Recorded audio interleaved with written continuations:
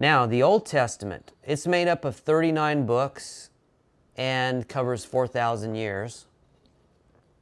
And it's really neat to see how it's kind of divided up.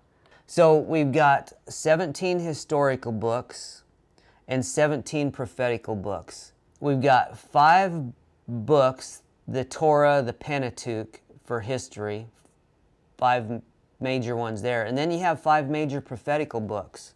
So let's look at those.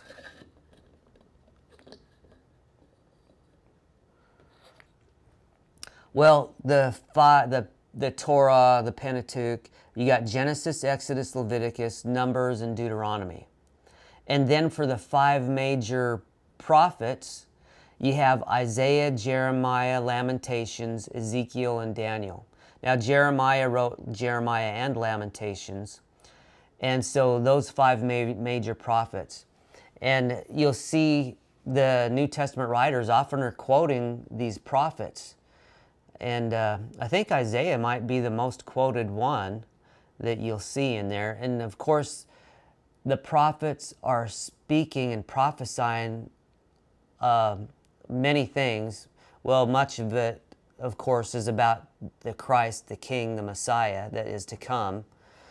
So thank God for that.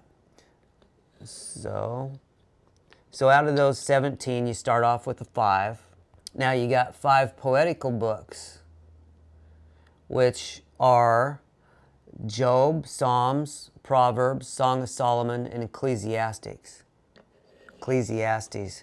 So it's kind of good to look at how the poetry, the way they say things, because if you're familiar with Hebrew poetry, you'll notice that they say things in different ways. And everything is not literal when you look at, the poetry that people have.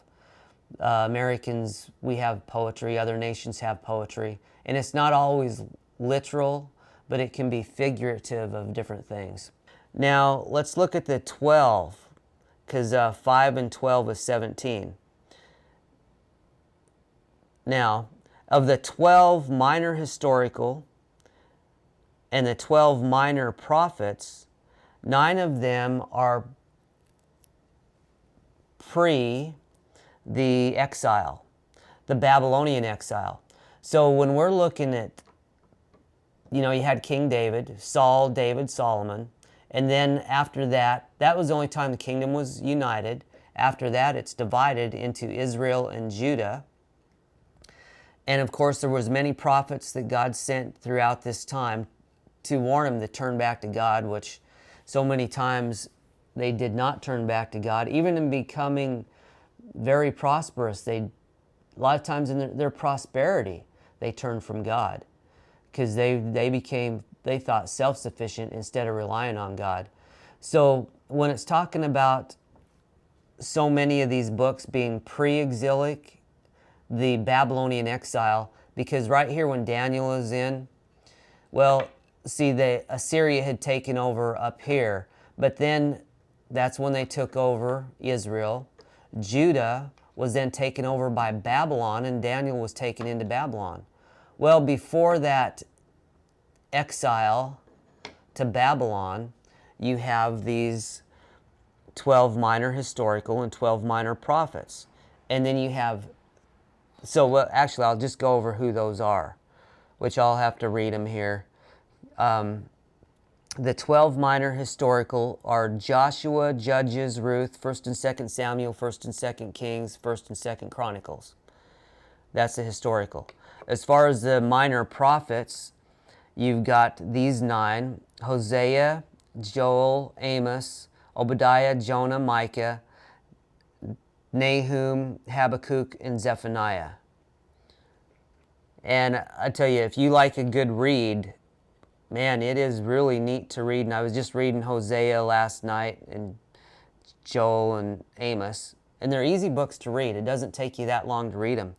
But Hosea, God used different ways to show Judah and Israel what they were doing and how they had turned from him. So God had Hosea marry a woman who was an adulteress. and he had children with her. Well, he had at least one child that was his, and then it has a couple other children that apparently it looks that are not his, that this was an adulterous woman. But he's showing that, look, you people, that you should be my people, but you have committed adultery. You are whoring around with all these other nations. I mean, they were going back to Assyria for protection. They were going to Egypt for protection instead of turning to God. So it's a good message for us as America, as Philippines, as Mexico, as England, Japan, all the countries in the world. You know, there is one God, and He is one that we can go to, that we can have protection, that we can have justice, that we can have what is right. And it's not forced on anybody, but you can turn to Him and you can have forgiveness of sins. And really every nation, I mean, even these nations at times turn to that holy God, that knowing that that is the true God, because they really didn't have a lot of justice. But the Old Testament is showing that God's people themselves so many times did not have justice. And God is fair. He calls them out on it. Just like Jesus, when He came, He called the Pharisees and Sadducees on all their BS that they were doing, that they were actually putting burdens on people instead of, they were keeping people out of the kingdom of God instead of trying to bring them in, instead of trying to be a reflection of God, of who He was to the whole world. They were actually, well, like He was saying to Hosea, basically adulterers, and they were like a prostitute. But you know what? When Jesus came, real prostitutes saw what was really going on. They saw the mercy of God, and they turned to Him, and they got mercy. So Jesus told the Pharisees and Sadducees, the prostitutes are going to come in before you do. So that's pretty neat. Now, of the post-exilic, remember, after the exile, because Israel, they got taken to Babylon, but then when Persia took over, King Cyrus let them go back and build their temple and Jerusalem again because they had destroyed it. So after that, you have 3 historical and 3 prophets. For the 3 post-exilic historical, you have Ezra, Nehemiah, and Esther.